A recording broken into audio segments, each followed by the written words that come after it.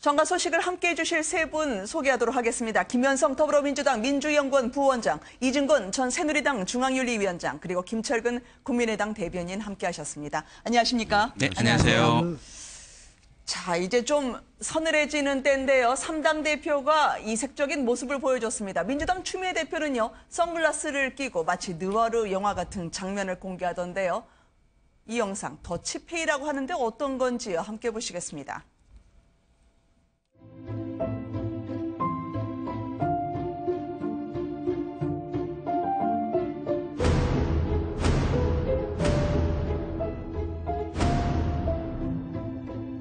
그럼 무슨 더치페이? 더치페이 하래요.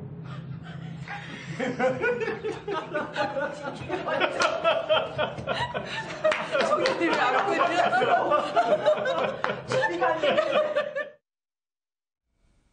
검은 선글라스를 끼고 비장한 메시지를 내놓습니다. 당은 아직도 배가 고프다. 돈이 없나요? 지금까지 1억 9천만 원을 모았다고 하는데 상당히 참신한 발상으로 동영상을 내놨습니다. 그러니까 이제 정당의 중앙당의 그 후원금이 이게 네. 중앙선관위에서 나눠지는 구조가 네. 그 교섭단체를 구성한 분들을 중심으로 나눠져요. 그래서 네. 과거에는 이제 양당이나 3당 구조였기 때문에 그 금액이 있었는데 이번에는 4당이었지 않습니까? 지금 이번에 뭐 바른정당의 네. 교섭단체가 안 되면서 이렇게 3당 구조가 됐지만 중앙선관위가 나누는 그 구조가 좀 이렇게 다당제가 되면서 네. 조금 줄어든 게 사실입니다. 그리고 이제 그렇군요. 저는 이렇게 가는 게 그리고 선진 정당으로 가는 길이다. 그리고 네. 정당의 후원금이나 당원 중심으로 가는 게 가장 어떤 정당 활동의 본질이다라고 봅니다. 달라진 후원금 모금 풍경을 보고 계시는 것 같아요. 문재인 대통령도 500만 원까지 냈다고 하시는데요. 저렇게 영상 뿌리면 좀 돈이 옵니까? 저 영상은 굉장히 지금 화제, 네. 지금 아마 조회수 다 10만 가까이 넘은 걸로 알고 있는데요. 네. 굉장히 어떤 뭐 화제리에 지금 방영되고 있다고 알고 있습니다. 아, 국민의당이 보실 때는 어떠세요? 글쎄요, 집권당이 돈이 없으면 야당은 돈 더 없는 거 아니겠어요? 아, 네. 그리고 이제 국고보조금 말씀을 하셨는데 지금 정당이 국고보조금을 그 교섭단체하고 그다음에 의원 숫자, 그다음에 네. 그 직전 전국 선거의 득표율을 이렇게 배분 그런 배분 기준이 있는데 네. 그 배분 기준에 따라서도 지금 민주당이 가장 많죠. 네. 국고보조금 가장 많이 받고 그다음이 자유한국당, 그다음에 이제 교섭단체는 국민의당 순서인데요. 네. 대략 뭐 분기별로 한 번씩 나오는데요. 지금 현재 한 30억 이상을 받고 있죠. 네. 그래서 돈이 없다기보다는 중앙당 후원회를 결성할 수 있도록 최근에 그 정치자금법이 바뀌었습니다. 바뀌면서 네. 1년에 50억까지 모금할 수 있는 상황이 돼서 네. 올해가 지금 얼마 안 남았지 않습니까? 그래서 그렇죠. 이제 추미애 대표를 비롯한 이제 의원들이 저렇게까지 하면서 이제 그 국민들에게 좀 도와달라 네. 뭐 이런 취지고 실제로 뭐 여담이긴 합니다만 대통령도 500만 원 내고 총리도 300만 원 냈다는데 진짜 농담성입니다. 네. 이거 본인 돈인지 혹시 탈빈지 아니, 무슨 말씀이세요? 본인 네, 월급으로 아무래도- 내셨겠죠. 아니, 광을 열어보면 좀 풍족하실 분들인데 너무 읍소 전략 심한 거 아니냐라고 하는 그런 그렇습니다. 시선으로 예. 받아들였어요. 아니, 저 김철근 교수 말씀하셨지만 이제 또 이런 새로운 제도니까 중앙당 후원회가 네. 생겼으니까 부음업 네. 네. 시킨다는 그런 이제 의미도 있고요. 네. 근데 또 요즘 와서 사실 뭐냐면 정치에 대해서 국민들이 너무 실망을 많이 해가지고 정당에 대해서 국민들이 자발적으로 지원하는 네. 후원금 이런 것이 사실상 자꾸 줄어드는 추세니까 네. 저런 식으로라도 이제 부음업 시키는 것은 이제 바람직한데 다만 앞으로도 다른 이랬던 당원을 많이 늘린다든지 또 무슨 사업 네. 수익을 많이 늘린다든지 좀 이런 식으로 해가지고 당이 살 길을 스스로 좀 찾았으면 좋겠네. 네. 이 부익부 빈익빈이라고 두 분 양쪽 분은 생각하실 것 같은데요. 야권은 계좌도 못 열 형편이다. 엎친 데 덮친 격으로요. 요즘은 당 내부에서 적은 외부가 아니라 내부에다 총탄이 쏟아지고 있습니다. 이러다가 대표 해먹기 어렵다는 말 나올 판이던데요. 이분들이 돌아서서 그렇습니다. 함께 보시겠습니다. 어떤 어머님을 만났더니 하시는 말씀이 홍준표 후보 조금 좀 품위가 그러시는데요. 조금 고상하지는 않아요, 우리 후보가. 그쵸? 여러분, 우리 홍준표 후보가 조금 다소 거칠게 말하긴 하지만 이 경제 위기를 극복할 수 있는 후보도 누구입니까, 여러분? 저는요, 안철수 후보한테 정치 생명을 걸었어요. 이대로는 안 된다. 이렇게 가다가는 우리 아이들, 우리 대한민국 정말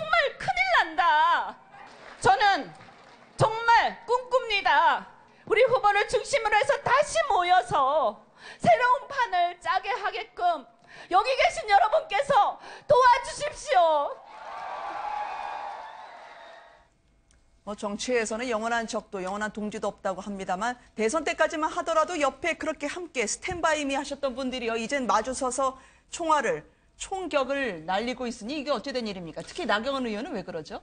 그럼 이제 두 가지로 생각해 볼 수 있겠네요. 첫째로 홍준표 대표 좀 말씀을 심하게 하시죠. 네. 예를 들면 뭐 고름이라든지 암덩어리라든지 같은 이제 정치 동료들 사이에서 그렇게 말씀을 하시는 건 좀 과했고. 네. 그래서 아까 나경원 의원도 전에 그 운동하면서도 좀 말씀이 좀 점잖지 못하다고 이야기를 지적했거든요. 근데 네. 이번에는 뭐냐면 원내대표로 나경원 의원도 나서게 됩니다. 그런데 네. 나경원 의원을 보니까 아무래도 홍준표 대표의 지지를 받기는 어려운 상황 아니겠습니까? 네. 그러니까 그렇다면 나경원 의원으로서는 홍준표 대표뿐 아니라 아마 다른 분 친박에 대해서도 저렇게 이제 공격을 할 수가 있을 겁니다. 그래서 말하자면 네. 홍준표 대표의 점잖지 못한 그런 언행이라든지 또 친박의 그런 문제라든지 이런 것을 전부 이제 배제를 하면 중간에 그 광범위한 어떤 중도층의 네. 지지를 받을 수 있지 않을까 이런 생각을 할 수도 대선 때는 있겠죠. 예. 조금 이분이 거칠긴 하지만 경제 위기를 극복할 수 있는 유일한 후보라고 했다가 지금은 경제 위기에 이분이 보수의 품격을 떨어뜨린다고 하니까 듣는 홍준표 대표는 좀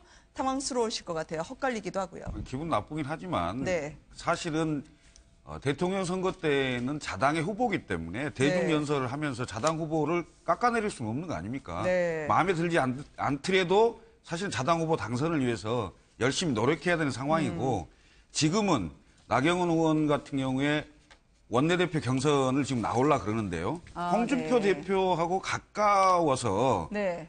득표에 별로 도움이 된다고 생각을 안 하는 거죠. 그렇군요. 그렇기 때문에 홍준표 대표를 비판을 하고 이른바 범친박 의원들이 네. 상당히 많다고 봐야 되겠죠. 그래서 그러니까 예를 들면 친홍계, 친김무성계, 네. 범친박계 이런 개념으로 본다면 결국은 나경원 의원은 범친박계의 지지를 받아서 원내대표에 되고 싶은 거죠. 그래서 홍준표 현재 대표하고 각을 세우는 게 아닌가 네. 이렇게 분석이 됩니다.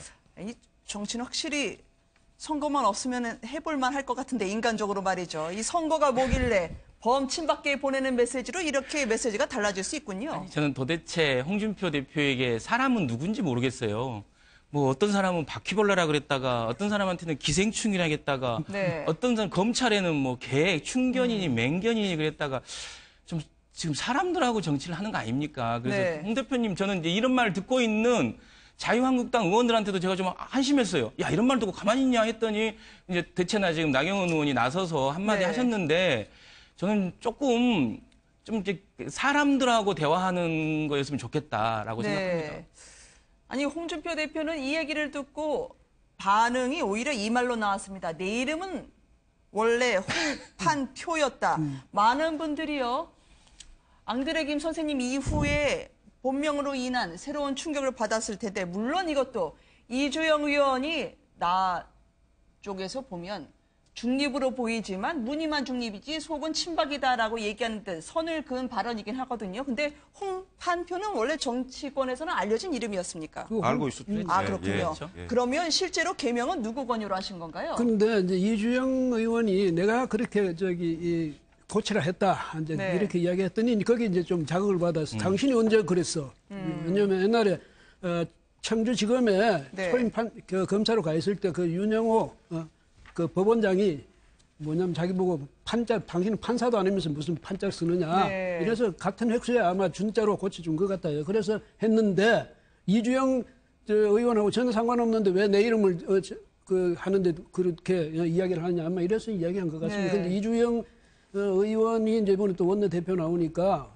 홍준표 대표로서는 또 자신의 자신이 바람직한 그런 후보는 아니다. 네. 아마 이런 게 있어서 좀 더 저렇게 이야기한 것 같은데요. 판표 네. 이름이 좀 사실은 좀 너무 각이 졌죠. 그래서 준표로 고친 건 잘한 것 같네요. 예. 아니 근데 판표나 한표나 별로 큰 차이가 없어서요. 이 정치인 이름으로 그지 나쁘지 않을 것 같은데 개는 짖어라 기차는 간다라는 것처럼요. 오늘 일정의 종착 역도 아무 말 대잔치입니다. 청년분들 참 좋아하시는 것 같아요. 홍준표 대표는 말이죠.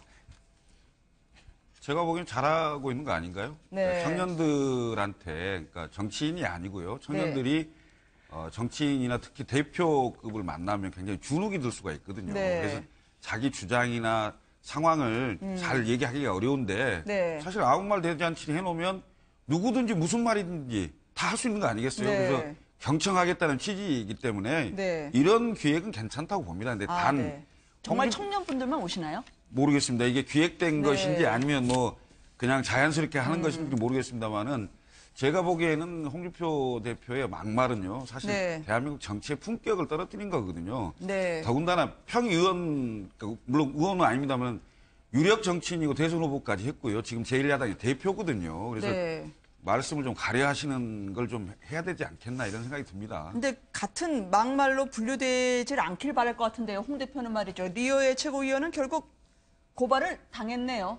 막말 때문에 말이죠. 류여의 최고위원도 같이 말을 하시는 그 홍준표 대표께서 전에 그렇게 자꾸 그런 식으로 이야기하면 언론에도 안 써준다 뭐 이렇게 이야기할 정도로 만류할 정도로 그랬는데 저분도 아마 이제 말씀을 많이 하고 좀 뭐랄까 자극적인 말씀을 많이 하는 걸로 좀 유명하죠. 그런데 이번에는 또 김정숙 여사한테 무슨 살이나 빼지 뭐 이러면서 좀 모욕적인 그런 말을 했으니까 아마 그 지지층에서 고발을 한 것 같습니다. 이래저래 애물단지예요. 저격까지 겹쳐서 당대표 하기 어렵다. 홍준표 대표 시리즈를 봤습니다만 안철수 대표는 이거 어떡합니까? 지금 안철수 후보에게 정치 생명을 걸었다는 이현주 의원까지요. 이제 안 대표가 뭘 하는지 분명하지 않다고 하는데 당에서는요. 안철수 대표를 어떻게 이유식 최고위원회의 한번 꼭 들어보고 싶어요. 이게 워낙 어린아이 같은 부분이다라고 해서 만평을 보면은요. 유아가 아이가 타고 있어요라는 만평까지 나왔었거든요. 네. 혹시 만평 그거 보신 적 있으십니까? 봤습니다. 네. 그러니까 국민의당에서는요. 아기가 타고 있어요인데요. 이 박지원 의원 옆에 있는 안철수 대표를 유아처럼 해놓고요. 당에서는 그게 뭐냐라고 하면서 이유식이 등장했습니다. 저게 생후 9개월부터 먹을 수 있다는 이유식. 저게 안철수 대표를 도와주는 건지 아니면 두 번 죽이는 건지 모르겠어요. 사실 이제 풍자하려고 하는 거죠. 네. 그런데 좀 조금 과한 측면이 없지 않아 있습니다. 있는데 이제 그 정당의 최고위원께서 그 모두 발언에 본인이 꼭 그걸 하시겠다고 하니까 이제 그렇게 하게 된 건데요. 네. 사실은 그 최근의 당내 상황을 가지고 박지원 전 대표죠. 박지원 전 대표께서 이제 무슨 이유식 발언도 하고 구상유치 발언도 하고 막 이러면서 지금 이유식이 나온 건데요. 좀 과한 측면들이 있죠. 있다고 보고요. 사실 구상유치에 대해서 한 말씀만 드리면 정치권에서 가장 먼저 썼던 분이 신민당의 유진산 총재입니다. 그렇죠. 그때 어떤 상황에서 썼냐면은 당시에 그 김영삼, 김대중, 이철승 이 세 분이 40대 기술론을 가지고 대통령 선거에 나온다 했을 때 구상유치라는 단어를 썼거든요. 그러면 그걸 좀 비교해 본다면 결국은 그분들이 봤을 때는 어리지만 젊지만 충분히 이겨나갈 수 있는 새로운 세대 또는 새로운 세력의 등장을 얘기하는 측면이 있거든요. 그래서 저는 그것을 좀 담담하게 받아줄 필요가 있다 이렇게 보고 있습니다. 지금 화면에서 보이지만 안철수 대표가 고개를 안 들어요. 이거 웃다가 굳은 표정이라서 저게 애매한 표정이었거든요. 더더군다나 이현주 의원까지 그렇게 총질이라고 생각할 수 있는 발언들이 있어서 말이죠. 그 커뮤니케이션의 관점만 보면 이 네거티브를 대응하는 방법에서 상대방이 쓴 네거티브 워딩을 반복해서 쓰면서 하는 것은 되게 어리석은 짓이다라는 게 아주 일장일막에 나와 있어요. 그래서 과거에 저는 생각나는 게 지난번 안철수 후보, 대통령 후보일 때 대통령 토론회에서 갑자기 어떤 문건을 갖고 와서 이렇게 흔들면서 그랬지 않습니까? 제가 갑철수입니까?